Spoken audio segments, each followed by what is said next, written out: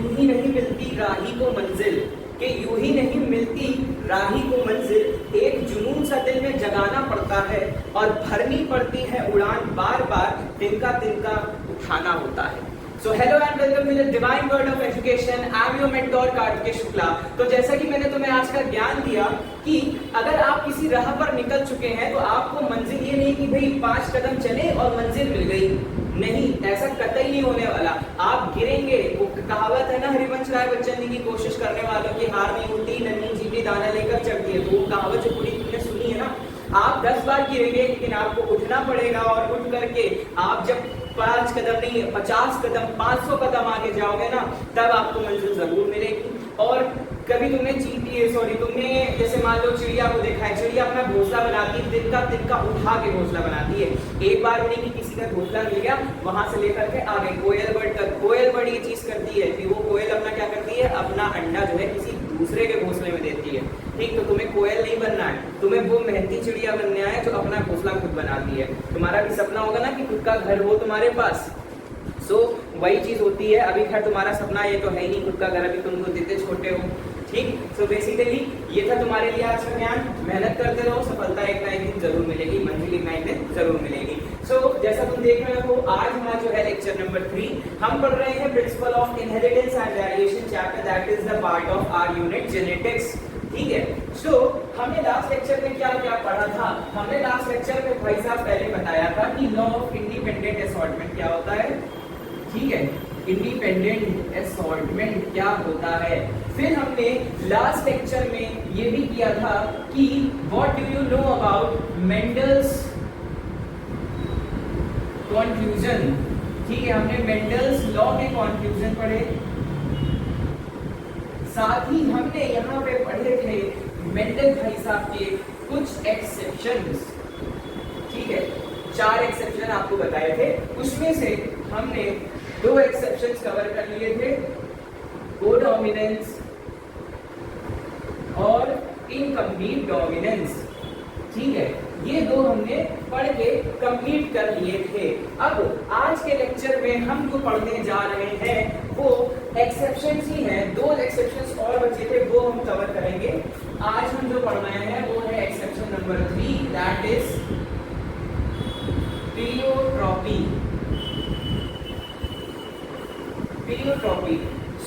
आई think मैंने तुमको थोड़ा सा डिफाइन किया था कि पीलियोट्रॉपी क्या होती है।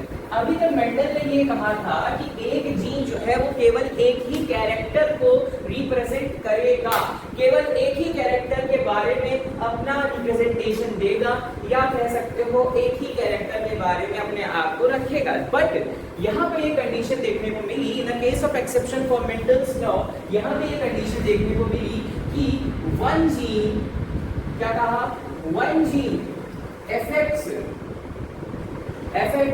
2 और more than 2 कैरेक्टर, या देख लो साफ सीधी बात, more than 1 कैरेक्टर। इसमें पूरी बात आ गई, 2 3 4 5 6 सब आ गए, more than 1 कैरेक्टर। मतलब कि आप समझिए, जैसे अभी तक एक फ्लावर कलर जीन हम एग्जाम्पल लेके चल रहे थे कि फ्लावर कलर जीन है, तो भाई कलर जीन जो है वो केवल एक चीज के लिए रिप्रेजेंट कर रहा था, फ्लावर के कलर का। ठीक है, कलर जीन जो है वो कलर वाले कैरेक्टर को रिप्रेजेंट कर रहा था।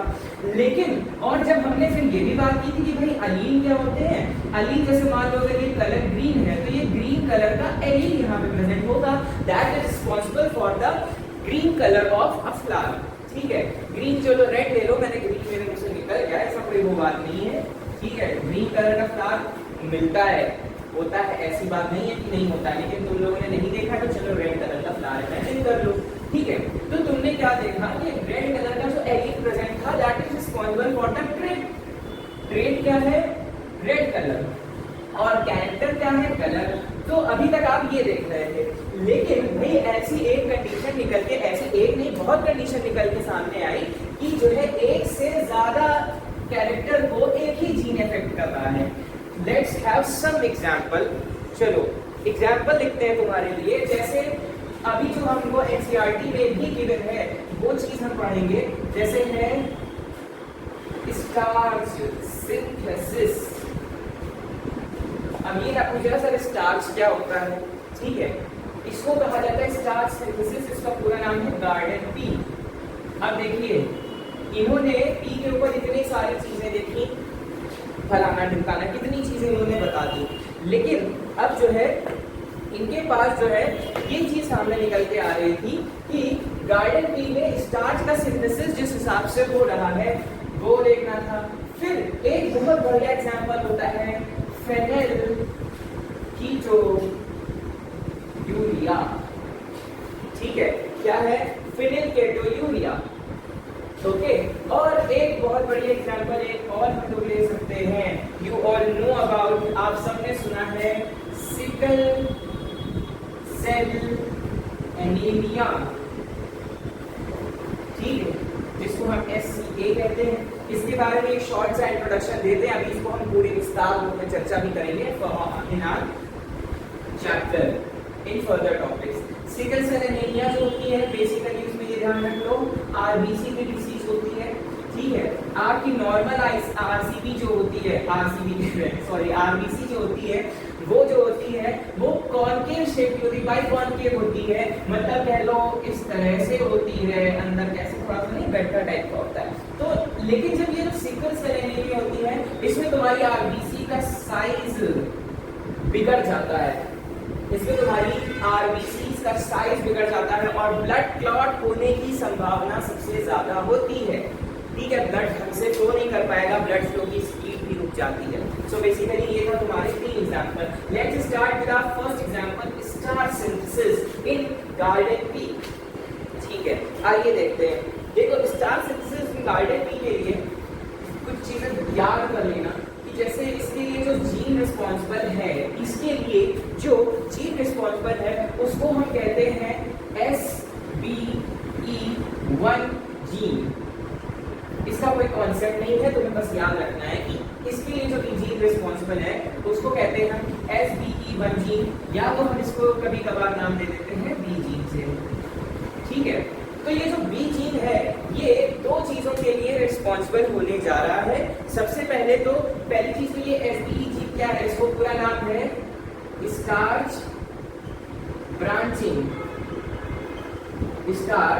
ब्रांचिंग एंजाइम, इसका पूरा नाम क्या है, स्टार्च ब्रांचिंग एंजाइम है, ठीक है। तो ये किन 2 चीज के लिए रिस्पॉन्सिबल है, सबसे पहले तो ये रिस्पॉन्सिबल है सीड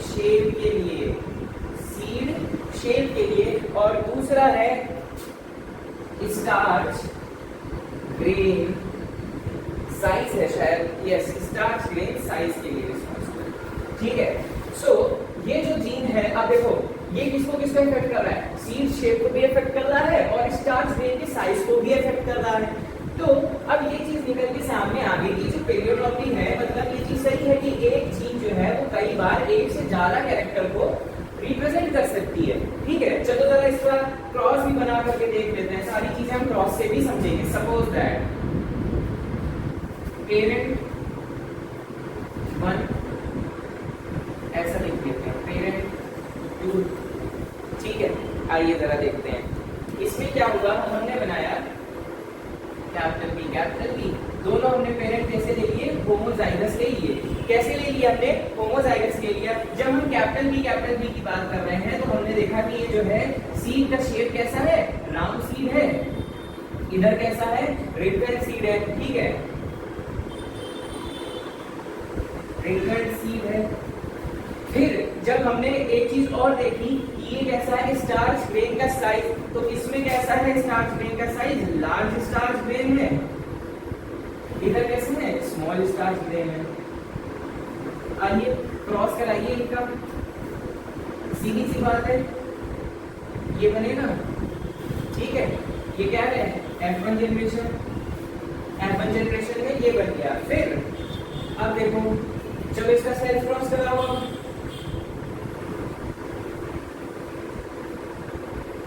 क्या बने, b b b b b b b b. आगे बात समझ में, कैसे कैसे साइज निकल कर आ रहे हैं। मतलब एक जो होगा वो कैसा होगा, round seed and large starch, एक होगा कि ये जो तुम्हारा होगा ये कैसा होगा, राउंड एंड मीडियम, इसको हम नाम देते हैं round and medium, round and medium. ये दोनों जो होंगे, एक तुम्हारा राउंड एंड मीडियम हो जाएगा और एक तुम्हारा हो जाएगा ये भी कैसा, राउंड एंड मीडियम। और फिर ये वाला जो होगा ये तुम्हारा हो जाएगा रिंगल्ड एंड स्मॉल, और ये वाला जो होगा तुम्हारा ये कैसा हो जाएगा, राउंड एंड। आई बात समझ में? ठीक, ये कैसा हो गया, राउंड एंड मीडियम हो गया, और राउंड एंड लार्ज, और ये कैसा हो गया, रिंगल्ड एंड स्मॉल। अब एक चीज यहाँ पे तुम कॉन्सेप्ट खुद लगा करके देखो, यहाँ पे लॉ ऑफ डोमिनेंस फॉलो नहीं हुआ है, यहाँ पे लॉ ऑफ डोमिनेंस फॉलो नहीं हुआ है, तो यहाँ पे क्या फॉलो हुआ है ये आप मुझे कमेंट में बताओगे। मैंने ऐसा कौन सा एग्जाम्पल तुमको दिया था कि एक नया कैरेक्टर या कह लो दोनों का मिक्स कैरेक्टर निकल के सामने आ जाता है।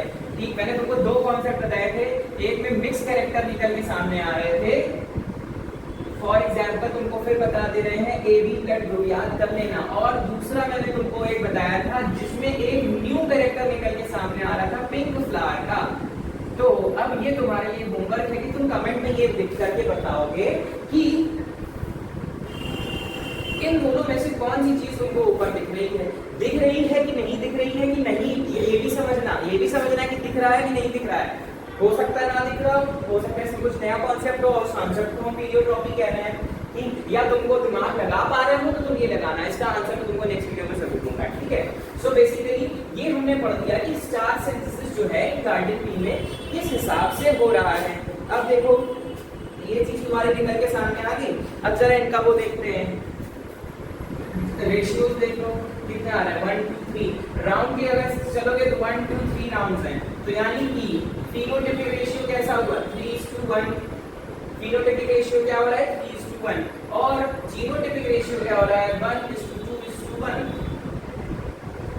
1:2:1, ठीक है। आगे बात समझ में, सो ये चीज नोट कर लेना।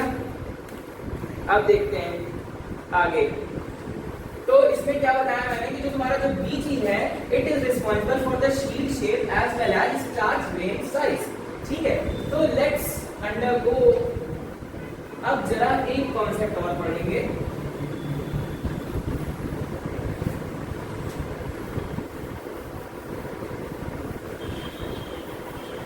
फोर्थ नंबर वाला पॉलीजेनिक इनहेरिटेंस भी पढ़ेंगे, लेकिन उससे पहले कुछ तुम्हारे लिए एक बहुत जरूरी चीज, क्योंकि हम लोग डोमिनेंस का कैरेक्टर पढ़ चुके हैं, एक चीज और समझते हैं यहाँ पे, कॉन्सेप्ट ऑफ डोमिनेंस। हम डोमिनेंस की बात करते हैं कि डोमिनेंट कैरेक्टर निकल के सामने आता है, ठीक है, लेकिन जरा एक चीज यहाँ पर कॉन्सेप्ट पढ़ते हैं कि डोमिनेंट का कैरेक्टर कॉन्सेप्ट क्या होता है, ठीक है। देखो सबसे पहली चीज तुम्हारी एनसीईआरटी में एक बहुत ही स्पष्ट शब्दों में लाइन लिखी है, इसको तुम अंडरलाइन भी कर देना, that dominance is not an autonomous feature of a gene. क्या लिखा हुआ है, dominance is not an autonomous feature of a gene. आई बात समझ में? अब तुम कहोगे सर ये ऑटोनॉमस का मतलब क्या होता है? ऑटोनॉमस का मतलब होता है बेटा मन मर्जी, मतलब डोमिनेंस जो होगा वो अपनी मन मर्जी का नहीं हो सकता। डोमिनेंस जो है वो अपनी मन मर्जी, मतलब कोई भी चीज अपनी तरफ से कोई भी चीज नहीं बना सकता। फॉर एग्जाम्पल हमने डोमिनेंस से रिलेटेड 3 चीजें पढ़ी। जो लॉ ऑफ डोमिनेंस है उसको हम कहते हैं कंप्लीट डोमिनेंस। क्या कहते हैं? कंप्लीट डोमिनेंस कहते हैं। और जो आगे भी हमने पढ़े को डोमिनेंस पढ़े, ठीक है, को डोमिनेंस पढ़े, और हमने और क्या पढ़ा? इनकम्प्लीट डोमिनेंस पढ़ा, इनकम्प्लीट डोमिनेंस पढ़ा, ठीक है, इनकम्प्लीट डोमिनेंस हमने पढ़ लिया।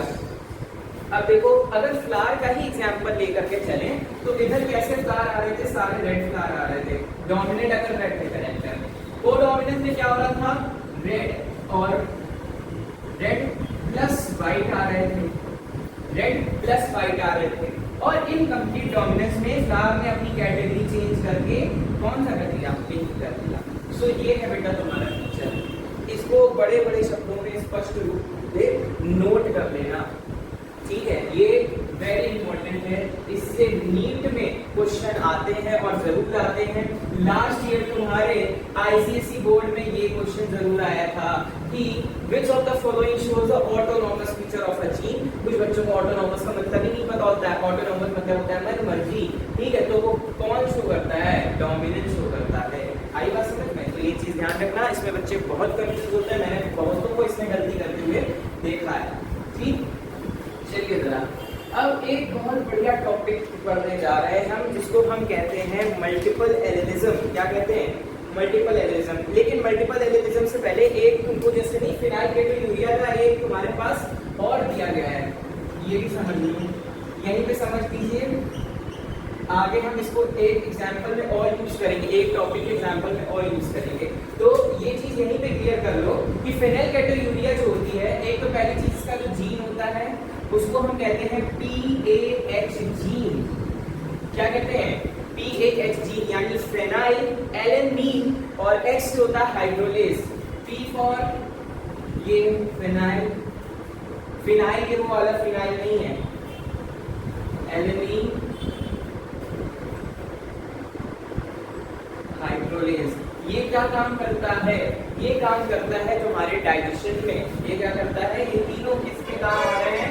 तुम्हारे डाइजेशन में, ठीक है। डाइजेशन प्लस एक्सक्रीशन भी लिख लेना, डाइजेशन प्लस एक्सक्रीशन। अब तुम्हारी एनसीईआरटी में ये चीज लिखा हुआ है। पहले तो एक टॉपिक ये तुमने लिखा, अब तुम हेडिंग डालो अपनी नोटबुक में कि दिस मतलब एफेक्शन फॉर दिस, इसमें डाल दो एफेक्शन या एफेक्ट्स, ठीक है। एफेक्ट्स में तुम फर्स्ट पॉइंट ये लिखना कि फेनिल, देखो phenylalanine not converted to tyrosine. Tyrosine जो होता है वो बेटा तुम्हारे एक्सक्रीशन के लिए बहुत इंपॉर्टेंट होता है, ठीक। ये क्या होता है? जब भी आप कभी खाना खाते हैं या जब एक्सक्रीशन के लिए पानी भी जाना होता है, तो फेनिल एलेनीन हाइड्रोलेज जो होता है ये तुम्हारा कन्वर्ट होता है ट्रायोसिन में, ट्रायोसिन में कन्वर्ट हो जाता है। लेकिन जब इसमें कोई भी डिसीज हो जाती है या कह लो कोई भी विटामिन की कमी की वजह से ये इफेक्ट कर जाता है, तो ये जो तुम्हारा ये जीन जो होगा ये ट्रायोसिन में कन्वर्ट नहीं होगा। इसकी वजह से तुम्हें कौन कौन सी दिक्कतें आने वाली हैं? एक्सक्रीशन प्रॉब्लम होने वाली है तुमको। क्या होने वाली है? एक्सक्रीशन प्रॉब्लम होने वाली है। You are unable to pass out the clear urine, ठीक है। और देखो इसकी वजह से मेलानिन सिंथेसिस तुम्हारा स्लो हो जाएगा, मेलानिन सिंथेसिस स्लो हो जाएगा, ठीक। और क्या चीज हो रही है इसकी वजह से? पुअरली एब्जॉर्प्शन, तुम्हारे खाने का एब्जॉर्प्शन पुअरली नहीं हो पाएगा, खाने और पानी का। और समझ लो मेंटल स्ट्रेस और रिटार्डेशन, थकान। रिटार्डेशन मतलब होता है थकावट। अब समझ लीजिए, अभी तक मेंटल साहब ने कहा था कि एक जीन जो है वो एक ही कैरेक्टर को कंट्रोल करेगा। अब बताओ ये जो जीन है अगर इसमें खराबी आ गई तो ये चार कैरेक्टर को कंट्रोल कर रहा है। आई बात समझ में? So this is the good example for phenylketonuria, या तो हम इसको कह सकते हैं this is example for pleiotropy, pleiotropy, okay. चलिए जरा अब पढ़ते हैं मल्टीपल एलिनिज्म के बारे में। और मल्टीपल एलिनिज्म में हम कुछ क्वेश्चंस भी करने वाले हैं। न्यूमेरिकल्स रहेंगे। अभी तक तुम सोचते होगे बायो में कहाँ से न्यूमेरिकल आ जाते हैं, लेकिन बायो में बेटा सब कुछ आता है, न्यूमेरिकल, प्रॉब्लम, फॉर्मूला सब आता है। चलिए जरा पढ़ते हैं हम अपना next concept, that is multiple एलिनिज्म।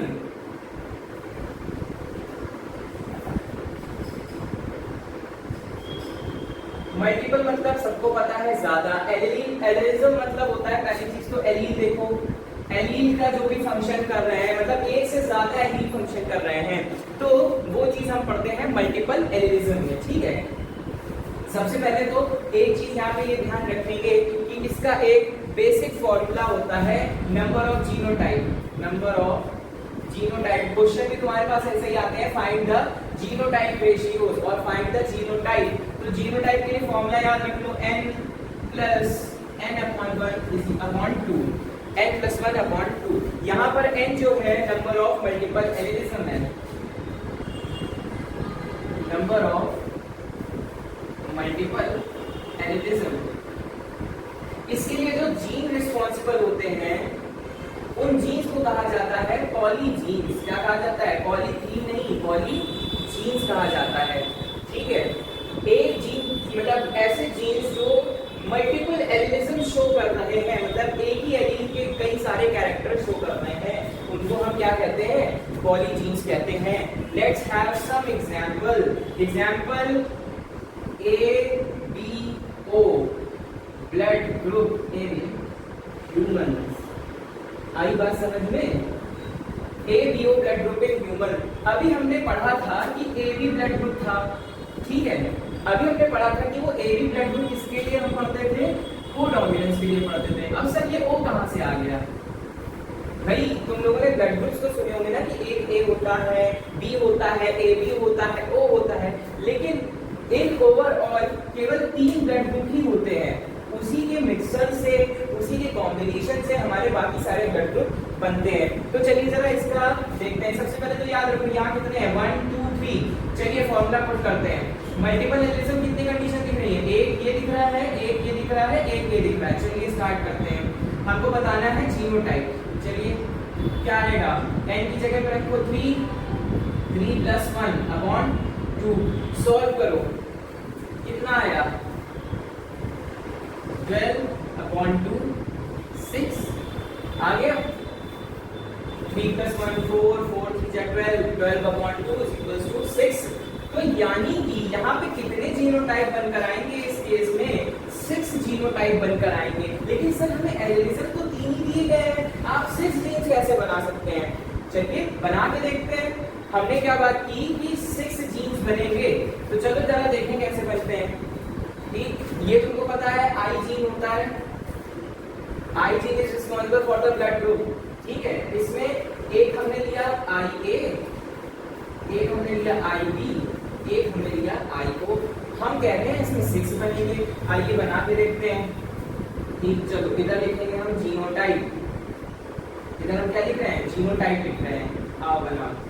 IA का IA के साथ करा दो, एक जीनोटाइप बन गया। फिर IB का IB के साथ करा दो, एक जीनोटाइप बन गया। फिर IA का IB के साथ करा दो, एक जीनोटाइप बन गया। फिर IO का IO के साथ, IA का IO के साथ, IB का IO के साथ, ठीक है। आइए 6 जीनोटाइप बन गए। 1 2 3 4 5 6। चलिए अब हम देखते हैं कि फिनोटाइप को चलो देखेंगे। अभी पहले देखो कि ब्लड ग्रुप कौन कौन से बने। अब ब्लड ग्रुप देखो, A का क्रॉस A के साथ कराओगे, ठीक, कोई असर नहीं पड़ेगा।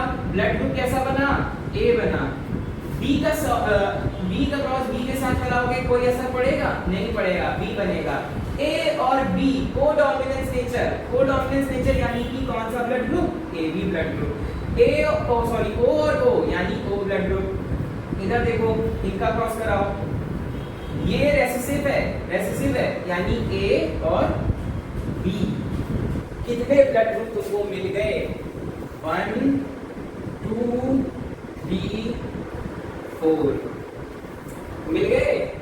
एक ये मिला, एक ये मिला, एक ये मिला और एक ये मिला। तो कितने ब्लड ग्रुप तुमको मिल गए? 4 ब्लड ग्रुप तुम्हारे पास निकल के आ गए, ठीक। अब ये डोनर और रिसिपिएंट वाली का कुछ हमें बाद में समझनी है। तो फिनोटाइप कितने आ गए तुम्हारे पास? 4 आ गए। 4 ब्लड ग्रुप, 4 फिनोटाइप। 6 जीनोटाइप क्यों? क्योंकि हम सबका क्रॉस करा के देख रहे हैं। Let's have some questions. चलो क्वेश्चन नोट करेंगे।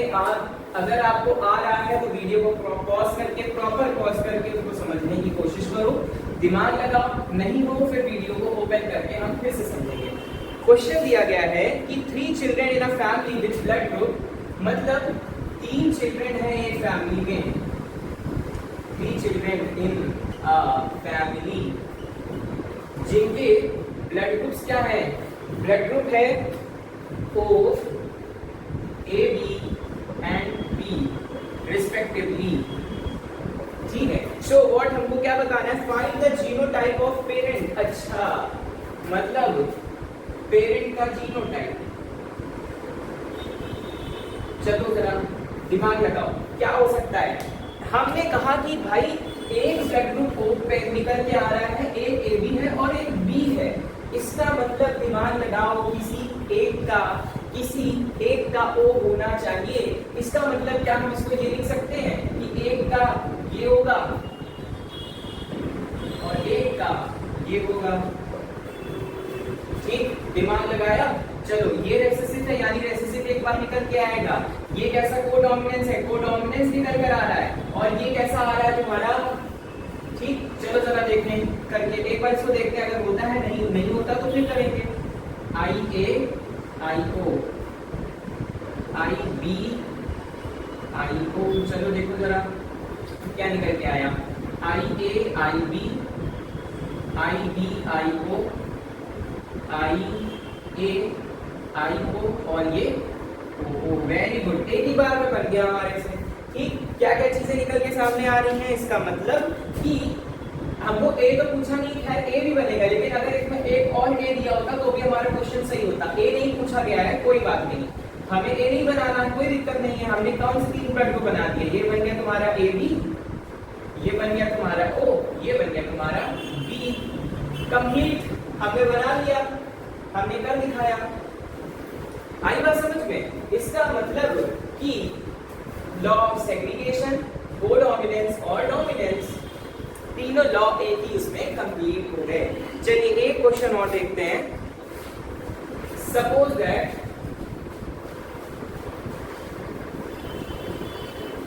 क्वेश्चन दिया गया है कि genotype of a husband and wife. अब देखो, हस्बैंड का जीनोटाइप दिया गया है हमको आई बी और आई ओ, राइट? नहीं, गलत है, आई ए और आई बी दिया गया है। और वाइफ का जीनोटाइप दिया गया है आई ए और आई ओ। हाँ ठीक है। Among the blood group of the children how many genotype and phenotypes are possible. बहुत बढ़िया, क्या क्वेश्चन मिला है। मतलब अब हम इनका क्रॉस कराओ, सीधे क्रॉस कराओ, आई ए आई बी, चलो आई ए आई ओ क्रॉस कराया। A blood group, A B blood group, A blood group, B blood group. चलो जरा बताओ कितने तुमको जीनोटाइप मिले। जीनोटाइप तुमको मिले 4। जीनोटाइप कौन कौन से मिले तुमको, 1 2 3 4।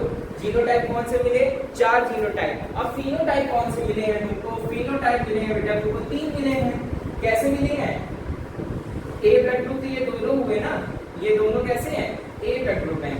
लेकिन ये कैसा है, ए बी है, और ये कैसा है, बी है। केवल ए मिला, ए बी मिला और बी मिला। ठीक, ये बनेंगे इनके बच्चे, ये बनेंगे इनके बच्चे।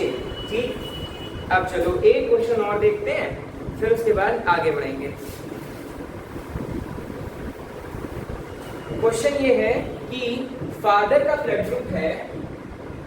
अब हम इसको ऐसे बना दे रहे हैं, ठीक है, बार बार फादर मदर नहीं लिखेंगे। मेल का जो ब्लड ग्रुप है वो है ए बी, और मदर का जो ब्लड ग्रुप है वो है ओ।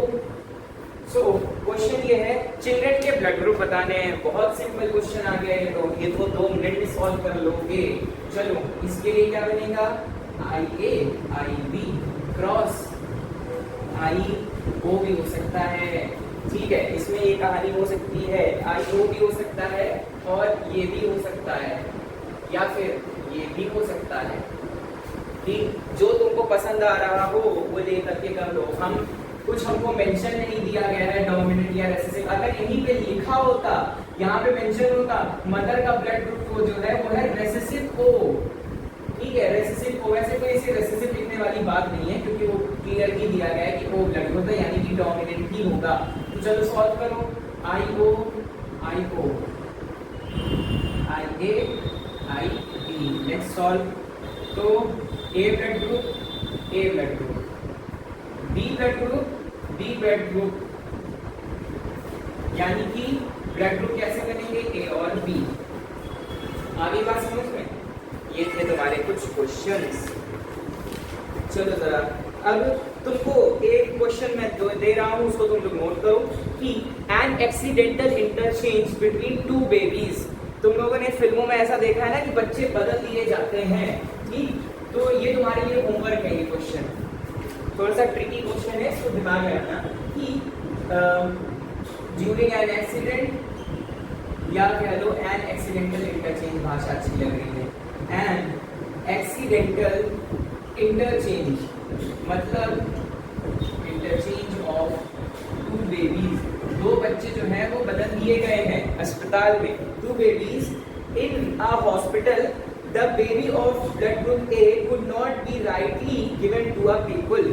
ठीक है, अब मतलब ये कहने का मतलब है कि दो बेबीज जो बदल गए हैं उसमें से एक का जो ब्लड ग्रुप है, blood group of a baby a is not given to a couple by. थोड़ा दिमाग लगाना है इस क्वेश्चन में, ठीक, थोड़ा दिमाग लगाना है इस क्वेश्चन में। मैं इस क्वेश्चन को तुमको नेक्स्ट लेक्चर में जरूर सॉल्व कराऊंगा, ठीक है।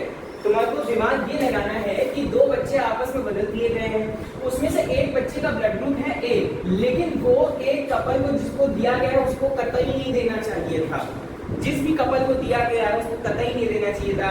क्यों नहीं देना चाहिए था ये तुम्हें बताना है, ठीक। तुमको मैंने हिंट दे दी कि ब्लड ग्रुप ए है, ठीक है।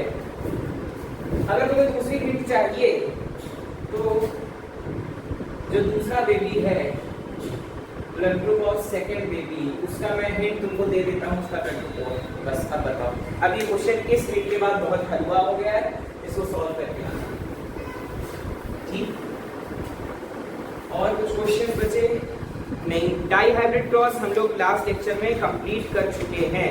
अब हमारे पास क्या चीज बची, अब हम चलते हैं हमारे नेक्स्ट क्वेश्चन की तरफ, सॉरी नेक्स्ट टॉपिक की तरफ, दैट इज पॉलीजेनिक इनहेरिटेंस। क्या पढ़ने जा रहे हैं? Polygenic inheritance.